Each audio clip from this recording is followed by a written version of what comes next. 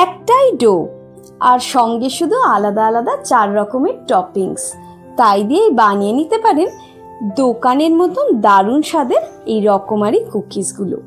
নমস্কার বন্ধুরা, আমি অপালার রান্নাঘরে আপনাদের সকলকে স্বাগত জানাই।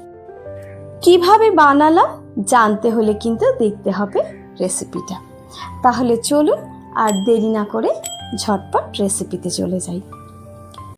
এখানে কুকি ডোটা বানানোর জন্য আমি 3টে মেইন উপকরণ ব্যবহার করেছি। প্রথমেই দিয়ে দিলাম বাটারটা ফ্রিজ থেকে ঘন্টা দেড়েক আগে বার করে রাখা। এটা নরম হতে হবে, কিন্তু একদম গলে গেলে চলবে না। একটা স্প্যাচুলার সাহায্যে বাটারটাকে প্রথমে একটু স্মুথ করে নিলাম। এবার নিয়ে নিয়েছি পাউডার সুগার। এটাকে অল্প অল্প করে দুবারে আমি বাটারের সঙ্গে মিশিয়ে নিচ্ছি। প্রতিটা উপকরণের ওজন আমি এখানে মেনশন করে দিচ্ছি, আপনারা একটু দেখে নেবেন।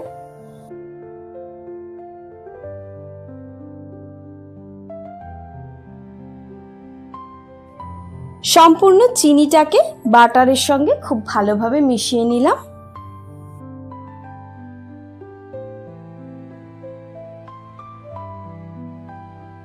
এবার একটা বড় সাইজের ছাঁকনি নিয়ে নিয়েছি, তার মধ্যে নিয়ে নিচ্ছি ময়দা।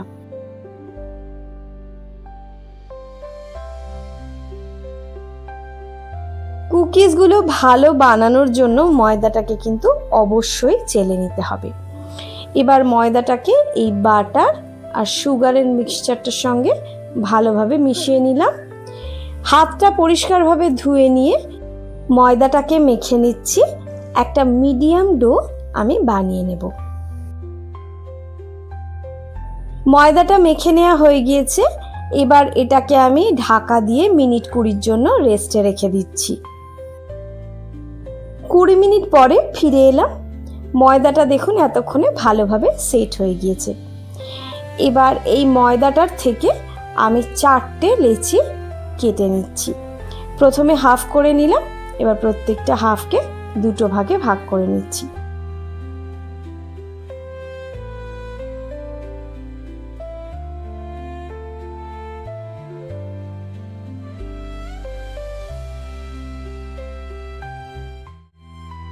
একটা ভাগ নিয়ে নিচ্ছি।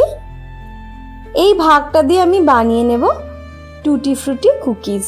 তার জন্য এখানে দিয়ে দিলাম 1 টেবিল চামচ টুটি ফ্রুটি আর 2টো ছোট এলাচকে গুঁড়ো করে নিয়েছি, সেই এলাচ গুঁড়োটা এর মধ্যে আমি দিয়ে দিলাম। এবার এই ময়দাটার সঙ্গে ভালোভাবে মেখে নিচ্ছি।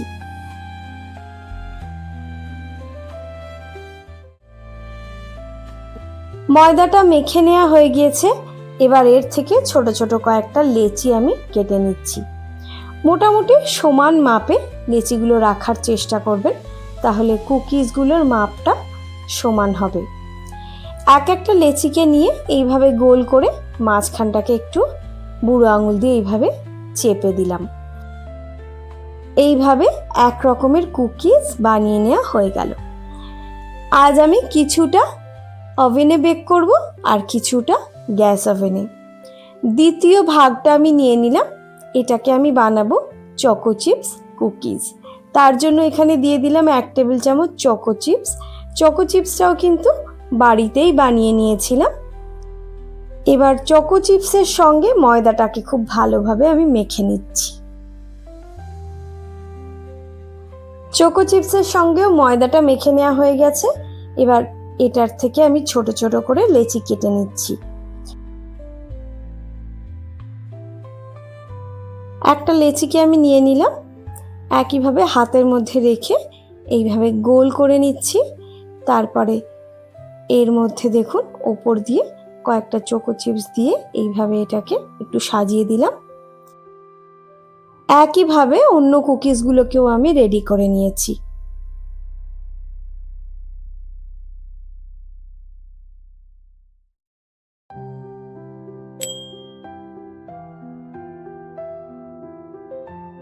একটা বেকিং ট্রের ওপরে একটা পার্চমেন্ট পেপার দিয়ে তার উপরে এক এক করে কুকিজগুলো সব সাজিয়ে দিচ্ছি।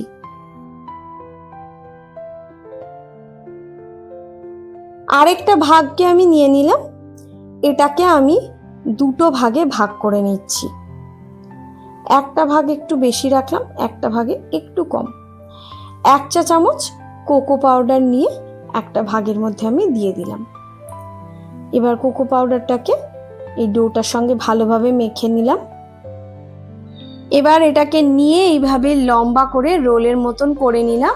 সেটাকে আবার দুটো ভাগে ভাগ করে প্রত্যেকটা ভাগকে দেখুন এইভাবে সরু লম্বা রোল আমি বানিয়ে নিলাম। অন্য যে পার্টটা পড়ে রয়েছে সেটাকে আমি 3টে ভাগে ভাগ করে নিলাম। যদিও আমার 3টে ভাগ এখানে লাগবে না, কারণ প্রথমে আমি একটা ডিজাইন ভেবেছিলাম, পরে অন্য একটা ডিজাইন করেছি, তাই জন্য দুটো ভাগেই আমার হয়ে যাবে। এইভাবে একটা সাদা আর একটা কালো এইভাবে আমি রেখে নিলাম প্রথমে।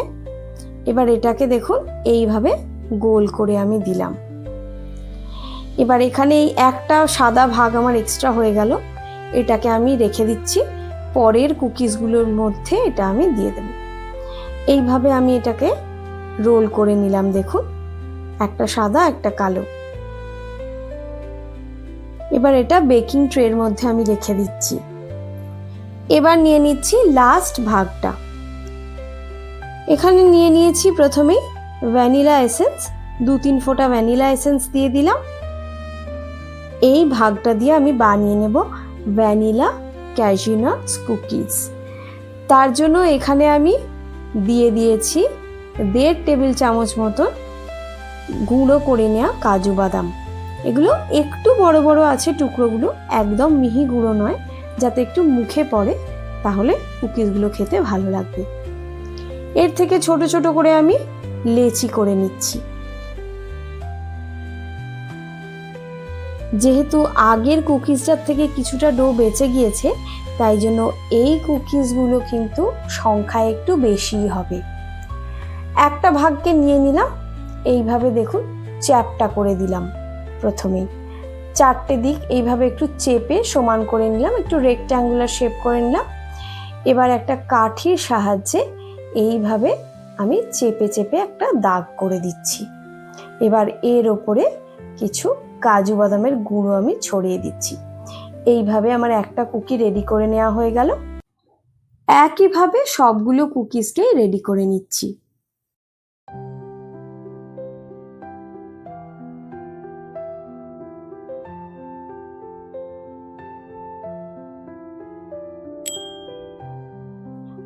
সবগুলো কুকিজে রেডি করে নেওয়া হয়ে গেল।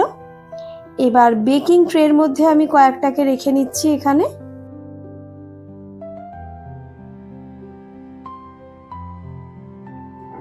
এবার এই কুকিজগুলোকে আধ ঘন্টার জন্য আমি ফ্রিজে রেখে দেব, নর্মাল ফ্রিজে।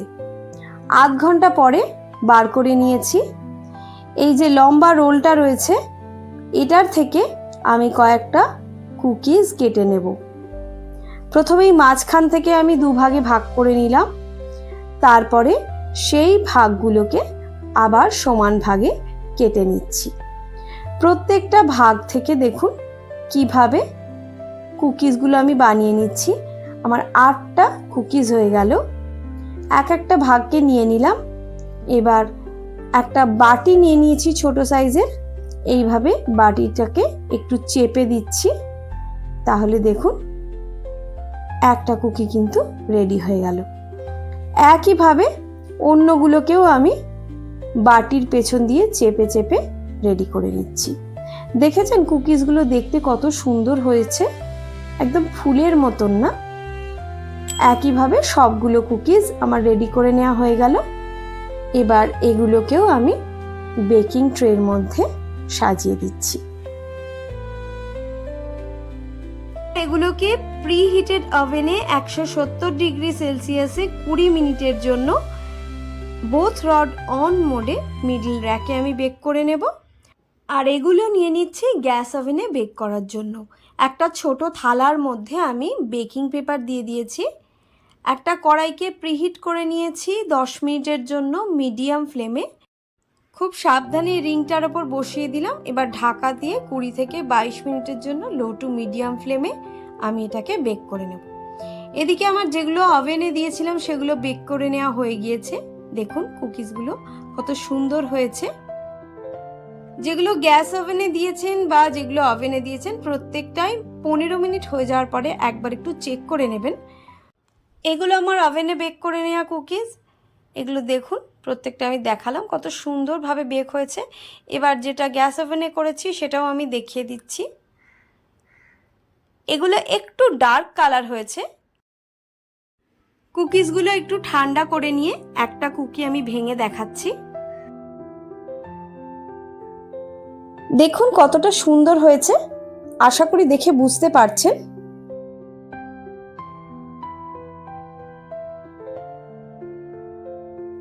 এবার যেগুলো গ্যাস ওভেনে বেক করেছি সেগুলোও দেখিয়ে দিচ্ছি একটু ঠান্ডা করে নিয়ে। এগুলো একটু ডার্ক কালার হয়েছে, তবে স্বাদের দিক দিয়ে কিন্তু একই রকম। আপনারা চাইলে মিনিট 2 কম সময় ধরে বেক করে দেখতে পারেন, তাহলে কালারটা হালকা হলেও হতে পারে।